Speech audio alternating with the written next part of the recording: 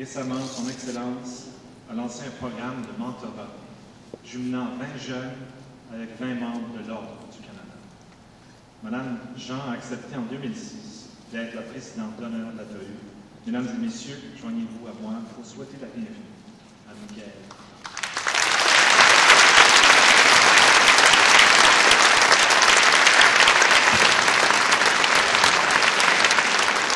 Vous ennuyez. Bonne nouvelle, nous. Nous entendrons, nous. Parlementaire, votre honneur, monsieur le maire de Montréal, distingués invités, chers amis, je n'ai pas de mots pour vous dire le bonheur, le plaisir d'être ici ce soir. Jean-Daniel et moi sommes tellement heureux d'être là et de pouvoir vivre ce moment extraordinaire à la TOU, dans Saint-Michel, à Montréal, avec vous, pour cette fête rassembleuse, pour cette fête fraternelle. Je dois vous dire que l'aventure à laquelle vous êtes sur le point de participer est née d'un voyage mémorable. Je vais prendre le temps de vous le raconter. L'un des premiers voyages internationaux que j'ai effectués à titre de gouverneur général du Canada m'a ramené au pays de mon enfance. J'étais donc de retour sur l'île où j'ai appris à marcher, où j'ai appris à parler, à regarder et à sentir le monde. Et dans les rues animées de Port-au-Prince, en mai 2006, à l'occasion de la sermentation du président Préval, la gouverneure générale que j'étais devenue cherchait des signes. Je cherchais des signes dans les yeux des enfants, dans les regards des femmes, dans les regards des hommes. J'essayais de lire dans ces yeux ce qu'il en était aujourd'hui de l'espoir tant attendu, l'espoir si souvent bafoué et qu'on ravive chaque fois parce qu'on n'a pas le choix et qu'on essaie chaque fois de dégager des cendres. Et puis dans le cadre d'un dîner d'État, j'ai découvert la troupe d'Haïti en scène, invitée par le président Préval, avec d'autres jeunes artistes émergents. Des jeunes, parmi eux, de Cité Soleil, de Bel-Air, de quartiers malmenés, de quartiers assiégés. Et c'était d'emblée leur dire: votre parole compte, votre parole est incontournable, vous faites partie des solutions. Sans vous, on ne peut pas parler de changement dans ce pays. Et j'ai compris, dans les yeux et dans les voix de ces jeunes, dans leur corps également, que l'espoir était là. J'ai compris que l'espoir n'avait pas quitté l'île de mes premières années.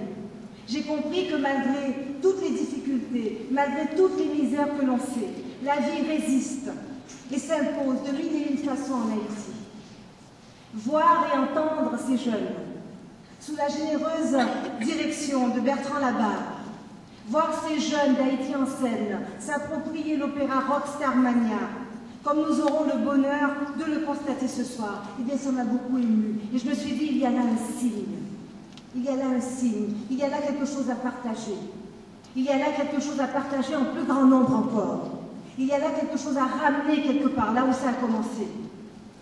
Alors j'étais sous le choc, absolument renversée, par une chose surtout, par la résonance universelle de ce livret qui a traversé le temps et qui continue de dire sans détour le désarroi de nombreux jeunes. Et sa force libératrice est intacte, je l'ai vu.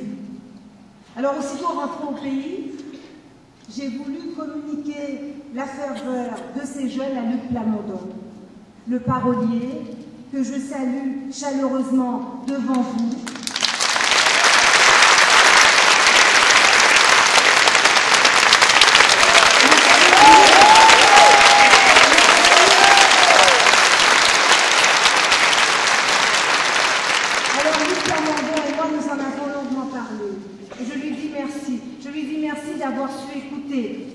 Je lui dis merci d'avoir reconnu l'engagement et la ferveur de ces jeunes.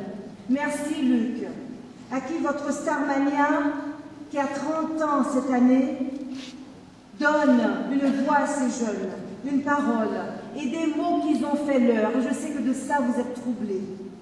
Merci de les accompagner. Merci aussi de parler d'eux avec autant de cœur et de conviction chaque fois que vous en avez l'occasion. Et le voyage que j'ai effectué en Haïti, eh bien, il se poursuit ici, avec vous, chers amis, grâce à vous toutes et à vous tous ici présents ce soir. Et mon bonheur, laissez-moi vous dire, est à la mesure de l'événement. Je remercie également la TOU d'accueillir ce spectacle. Je remercie tout particulièrement Charles-Mathieu Brunel, qui a compris lui aussi, et ô combien, que ces jeunes jouent leur vie. Mais la collaboration et la complicité avec la TOU, je tiens à le dire, a commencé bien avant aujourd'hui. Je pense à ma première rencontre avec le comité jeunesse de la TOU, qui m'a donné une partie de son énergie et qui a amené à cette faïa extraordinaire, cette culture gigantesque, collective, érigée sur la plage Congo à Châtelet.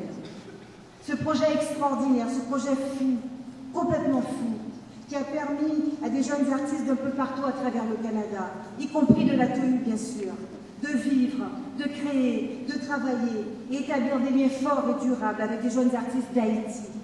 Et tout cela avec la formidable et généreuse contribution de Wyclef Jean et de sa fondation Yélé Haïti.